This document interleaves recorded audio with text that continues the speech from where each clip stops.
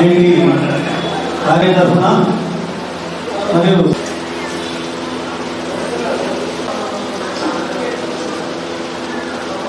మరియు మన కుటుంబ సంక్షేమ మరియు మాత కోరిక మేరకు మీ అందరినీ కూడా ఇక్కడికే పిలిపించడం జరిగింది.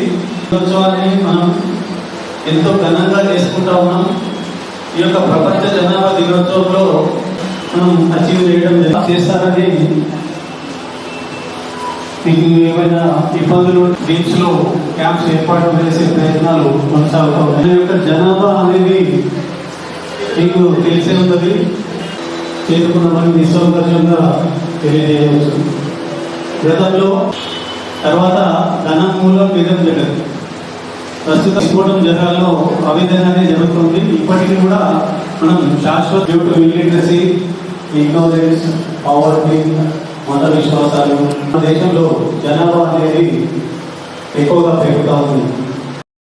ప్రతి సంవత్సరం మనం 11th జూలై రోజు ప్రపంచ దినోత్సవం, జనాభా దినోత్సవం జరుపుకుంటున్నామని మీ అందరికీ తెలిసిన విషయం.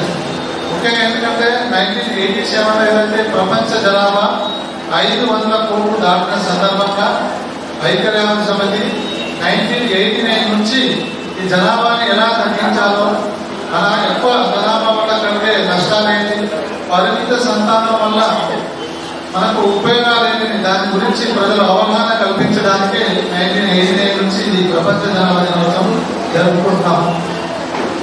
అంటే ఈ రోజు ముఖ్యంగా జనాభా వల్ల కలిగే కొన్ని నష్టాల గురించి మనం అవగాహన కల్పించడమే ముఖ్య ఉద్దేశం. సో జనాభా అనేది అంటే ఇది మానవ హక్కుల సమస్య. అంటే మనం సంతానం ఉత్పత్తి చేయడమే కాదు, వాళ్ళకి విద్య, ఆరోగ్యం, ఉపాధి కూడా కావాలి. అది కల్పించేదే మనం చేయగలుగుతాం.